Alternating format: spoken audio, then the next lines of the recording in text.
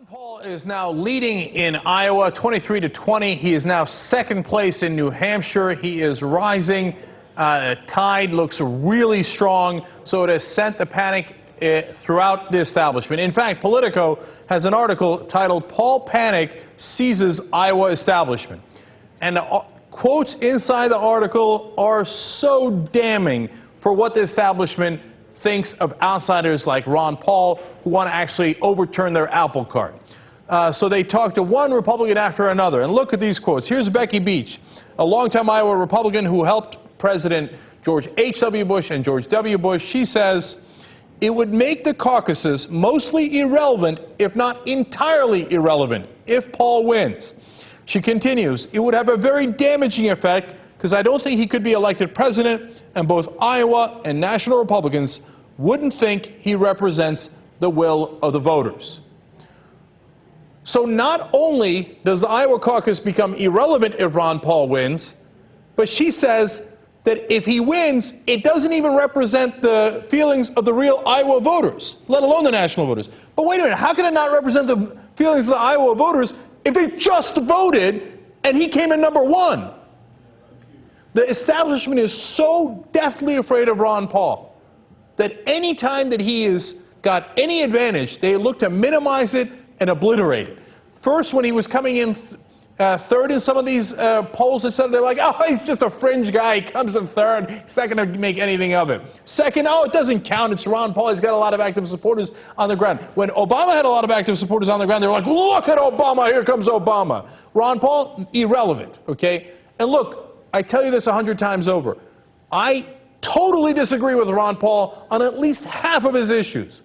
On Social Security, on the income tax, on getting rid of the Department of Education. I don't agree with him. But this isn't right.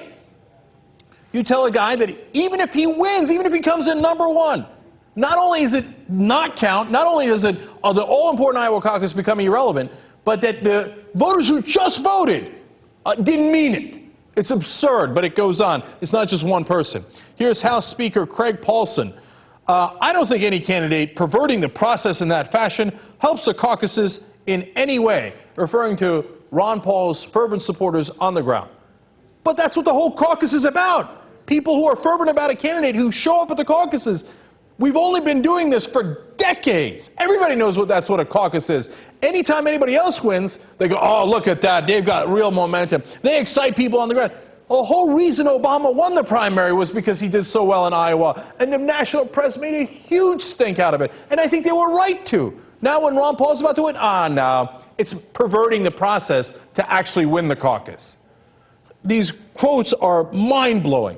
So Politico summarizes, by the way, what is the new short version of what the Republicans plan to do if Ron Paul wins? Ignore him anyway. If he was losing, they ignore him. If he's winning, they ignore him. Just don't, whatever you do, do not vote for Ron Paul, because he's not interested in the same corrupt politics that has been going on in Washington forever. That's why the establishment's in a panic, because he's about to take away their money for their bread money. They're like, "What? Well, we make all of our money being corrupt. Ron Paul won't let us do it." So here's Governor Terry Branstad, the governor of Iowa, quote, "People are going to look at who comes in second and who comes in third. Oh, for Christ's sake." He continues, "If Mitt Romney comes in a strong second, it definitely helps him going into New Hampshire and the other states." So now, when Ron Paul was coming in second or third, being second or third was irrelevant. If Ron Paul is first, no, then what's relevant is coming second or third. But this is a joke. I mean, I've never seen a joke this grotesque. I mean, this comical. Who can possibly say who wins is irrelevant? The most important thing is who comes in third. These people they're scared to death of Ron Paul. Finally, like in the 19th paragraph of this Politico article, I finally see a quote that says, "Dr. Paul is hands down the most authentic, principled candidate in the race." I'm like, oh, finally, good. Who said it? Paul's campaign chairman, Jesse Benton. Outside of Paul's campaign, there's not one positive thing said about the leading candidate in Iowa from the entire party, okay? When they asked Doug Gross, a leading Republican lawyer and Branstad advisor, how severe a wound it would be if Paul won, he said it would be, quote, "a mortal wound." Look at how much the establishment is scared to death of Ron Paul. They're like, oh, damn, the doctor is coming, and he's going to overturn our apple cart and say, no, no, no, you don't get to take money anymore and just do the bidding of your donors. And reading these quotes makes me want to campaign for Ron Paul, and I totally, fervently, adamantly disagree with him on probably more than 50% of his issues. Here's another one. They're not done yet. I love this one. Sam Clovis. He's a local talk show host. He says, I think a Paul win would be devastating for the state of Iowa and the caucus process. Now, are you ready for who Clovis is supporting instead? Rick Santorum. Now, do you get that? Rick Santorum's chances of winning the overall national candidacy for the Republicans is far lower than Ron Paul's. So if their excuse was, oh no, Ron Paul can't win the overall national race for the Republicans, that's why we think it would hurt the Iowa caucuses and make them irrelevant if he won the Iowa caucus, well then how can you possibly say that if Rick Santorum wins it'll be better? No, it would be worse under that logic, because it isn't about Ron Paul's effect on the Iowa caucuses. It's about his effect on this endemic corruption that they're all hooked on. They're like, no, no, no, don't take the IV drip off, Dr. Paul. Don't do it. We're hooked on that money that we get because we're all corrupt, sellout politicians. Rick Santorum, he'll keep it going. Rick Perry, Mitt Romney, all those other guys, who cares? They'll keep it going. Don't do it to us, doctor. Why are you winning? Why are you perverting the process by winning? Finally, conservative activist Tamara Scott. Now, she's Bachman State co-chair, right? So she's got a horse in this race. But nonetheless, another quote just like the others that gives you a perfect sense of this. To see the process hijacked would be a concern for those who consider the honor we have of being first in the nation. So when Michelle Bachmann was leading the polls in Iowa, it was the greatest thing in the world, and of course she deserved it. But if Ron Paul wins, he has hijacked the process. I'm still not quite there, but the more I read this stuff, the more I think, hey, you know what? Maybe it's time to take our chances with Dr. Ron Paul.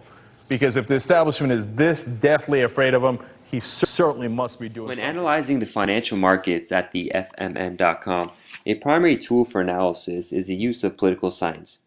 For the last century, financial analysts did not focus on political studies because despite what politicians said during their campaigns, when elected, they chose to follow the same decisions as their predecessors, decisions that continuously enriched an elite class of bankers, corporate owners, and managers, as well as the rest of the government bureaucracy.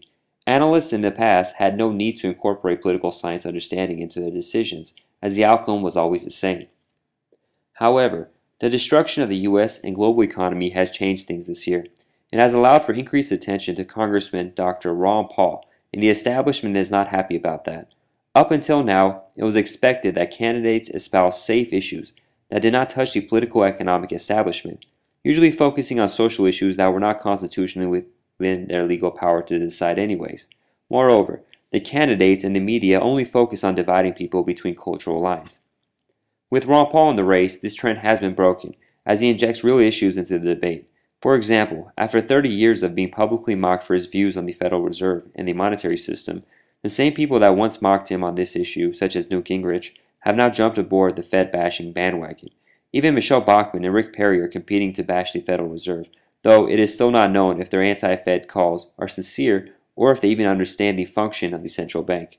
Incredibly, even though Ron Paul has been the winner of various important straw polls and national polling results, the mainstream media still avoids using his name, or if it does, they make sure it is done in a derogatory way. See Jon Stewart's recent editorial on The Daily Show. But why are the media and the establishment so hateful towards such a peaceful candidate like Ron Paul? As we always see at thefmn.com, you have to follow the money. Here are some enemies Ron Paul has made who are trying their best to mislead the public about him. First, the financial elite, the Federal Reserve and the international financial complex. Ron Paul has been an outspoken critic of U.S. monetary policy, the theory of central banking, and particularly the Federal Reserve itself. He even entitled his recent book, End the Fed, although Ron Paul proposes a phased withdrawal of the Federal Reserve instead of it being closed overnight, as the latter would cause too much economic dislocation.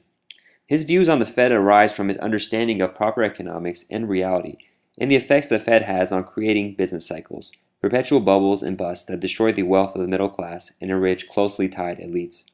In fact, The Fed secretly bailed out many big and powerful international banks and financial institutions, like Goldman Sachs, Credit Suisse, Societe Generale, AIG, and many others. Thus, by ending the Fed, these major financial institutions and their stakeholders would be big losers. Moreover, the Fed also bailed out financial companies like GE, the parent company of NBC, CNBC, and MSNBC. Thus, the Fed literally bought the newsmakers. Coincidentally, these are the same TV channels that spread untruths about Ron Paul and denigrate him. This is an extremely powerful group that hates Ron Paul. 2. The drug traders. Drug cartels, money laundering banks, and the war on drugs bureaucracy. Unconstitutional anti-drug laws have made the drug trade incredibly lucrative. International drug cartels make fortunes because the illegality of drugs drives the price up. Moreover, international banks also make fortunes by laundering the money for the drug cartels. See Wachovia, now Wells Fargo, laundering Mexican cartel drug money. UK Guardian. Ron Paul wants to take away the unconstitutional authority that the federal government has used to fight the drug war. This will lead to massive losses for the banks and drug cartels, as incoming cash flow from drug money would stop. Moreover, hundreds of thousands of government agents working in the drug war, CIA, FBI, DEA, and others, would be out of work, thus another powerful set of interest groups that oppose Ron Paul. 3. Cutting back government bureaucracy. Paul wants to cut out various unconstitutional and disastrous government arms, like the Department of Education, Energy, and others. These are huge bureaucracies that squander billions in funding and impose unlawful authority over the lives of Americans. Cutting off powerful interest groups like this is especially difficult and dangerous, as they have evolved into strong interest groups with powerful lobbyists that support them. Moreover, simply because of the titles of these departments, people are prone to oppose anything happening to them. When Ron Paul says, "end the Department of Education," people incorrectly think he wants to get rid of education generally. 4. The warmongers in the military-industrial complex. Ron Paul's primary goal is to increase global peace by ending unlawful warfare. The military-industrial complex is composed of some of the wealthiest people in the world that gain by keeping the U.S. at war. They make planes, guns, satellites, and millions of other warfare necessities. They also are able to charge much higher prices through graft and government incompetence. See, U.S. contractor in Iraq charges Pentagon $900 for $7 control switch. Fox News. Corporate welfare in this manner has been with the U.S. since the installation of the post-World War II national security state. Former President and Commander of the Allied Armed Forces during World War II, Dwight D. Eisenhower, warned of the growing military-industrial complex and its effect on the economy and on society. 60 years later, the complex has gotten stronger and more resistant and unresponsive to change, as well as economically disastrous for American citizens. These are only a few of the enormously powerful players that Paul has made enemies with by informing the people about them. Even if not successful, Paul's message has changed global understanding of the financial markets, and God bless him.